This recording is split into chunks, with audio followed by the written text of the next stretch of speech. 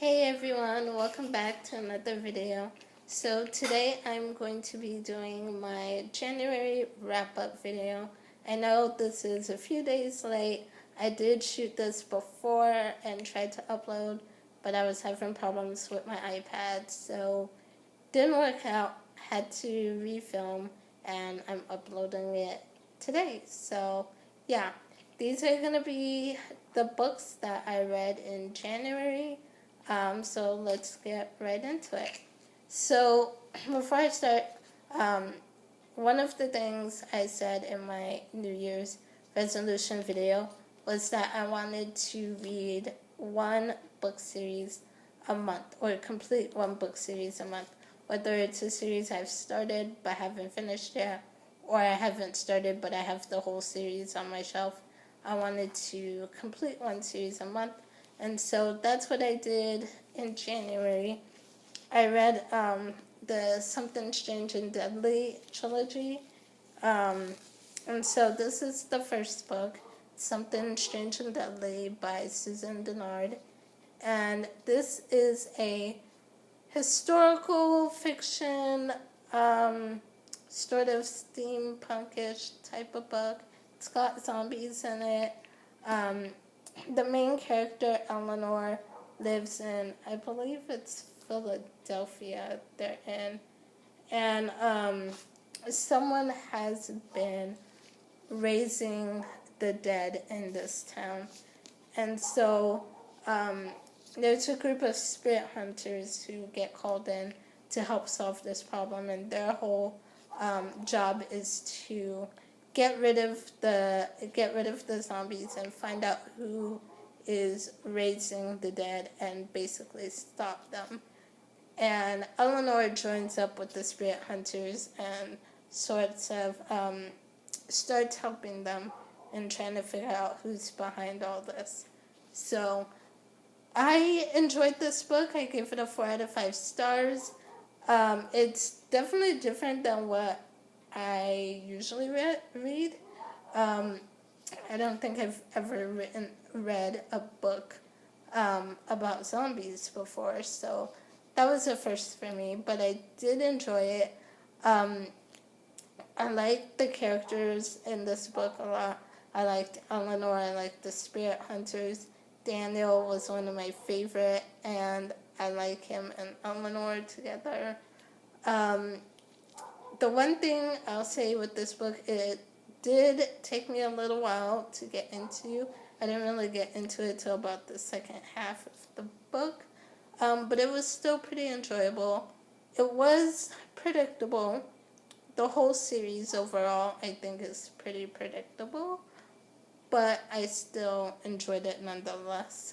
And one thing I really liked is that the ending wraps up really nice, and it's not like a huge cliffhanger type of ending.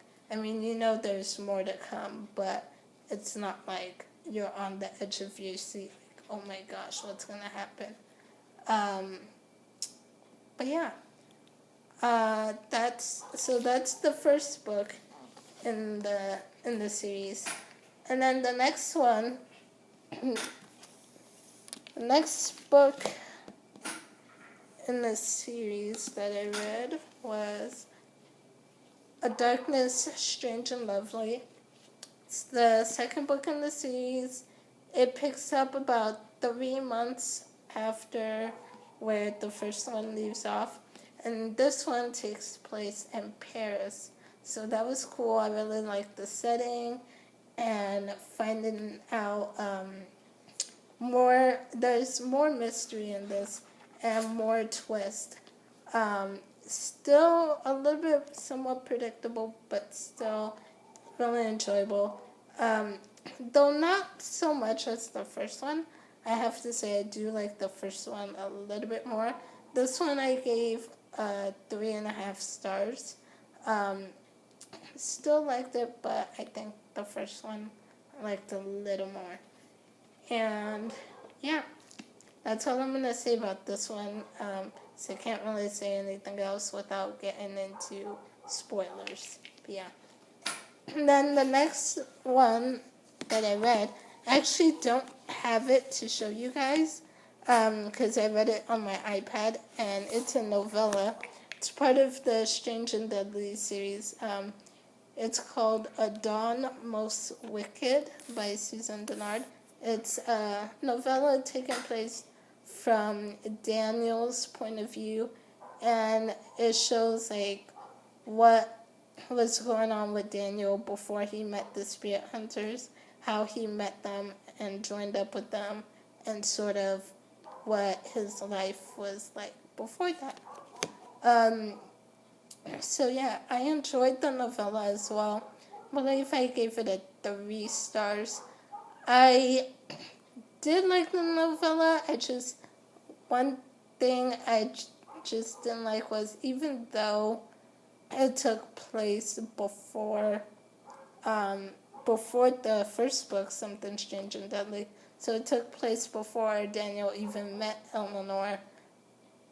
So I understand all that, and I understand like he was in love with someone else before that, but I didn't really like him and Cassidy together in that story. So, but yeah, and then the third and final book in the series that I read,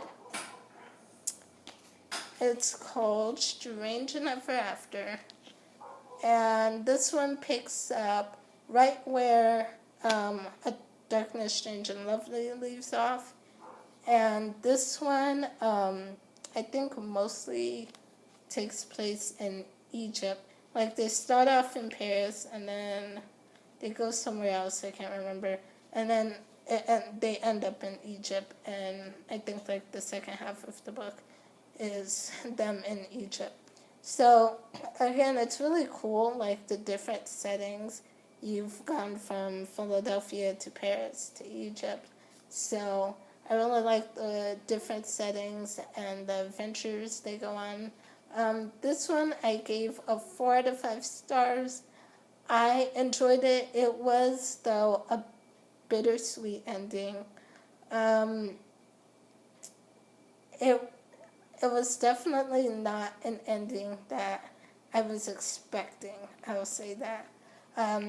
Because from the title, the title is Strange and Ever After, which is close to Happily Ever After. So it made me think, I don't know why, but it made me think that there was going to be a happy ending for everyone in this book. And,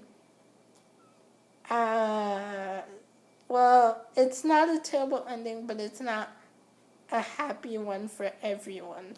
I'll say that. So I was a little bit disappointed with the one thing that happens. I won't say. But yeah, I still enjoyed it. Gave it a 4 out of 5 stars. And then the next few books that I read, I have like 4 more to show you guys.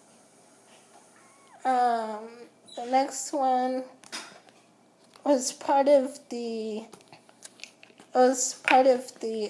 Percy Jackson read-along group on Goodreads, and in January we read The Titan's Curse, and this one I gave 5 out of 5 stars.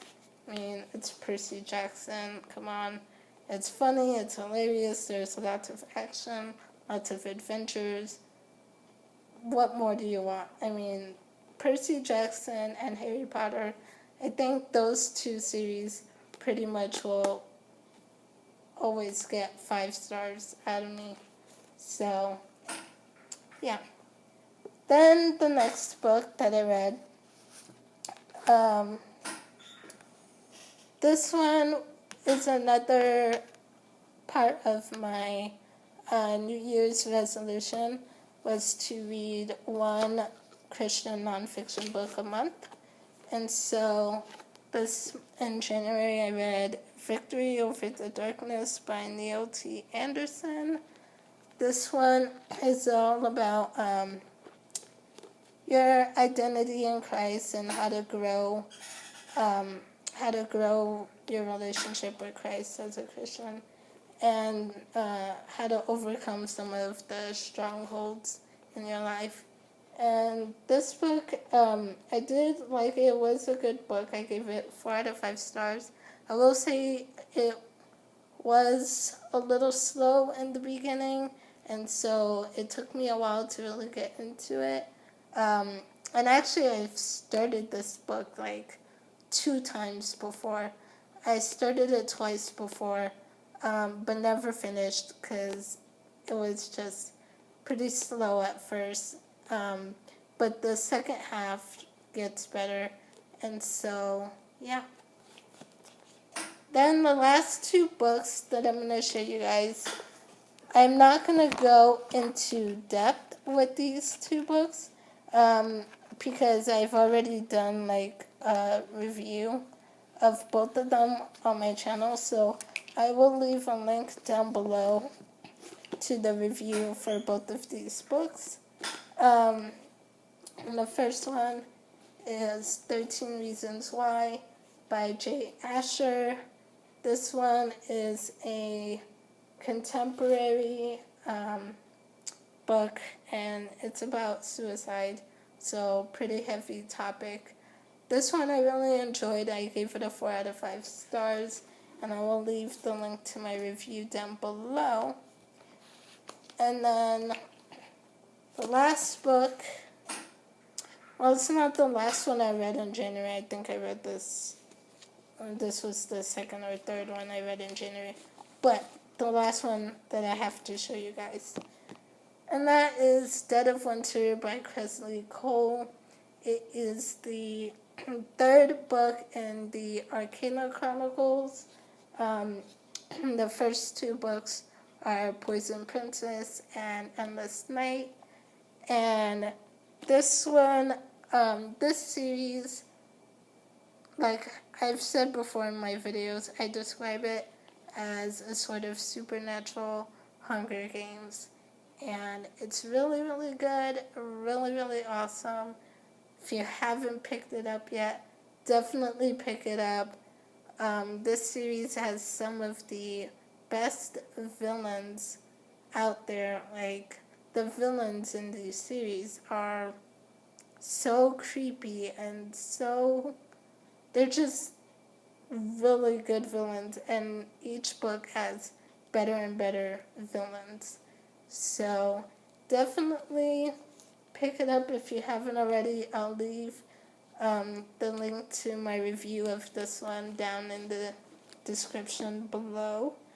But that is it. That's all I have for you guys today. Let me know in the comments below what books you guys read in January, and if you read any of these books, and let me know what you thought about them, if you liked them or not. And I will see you guys next time with another video. Bye.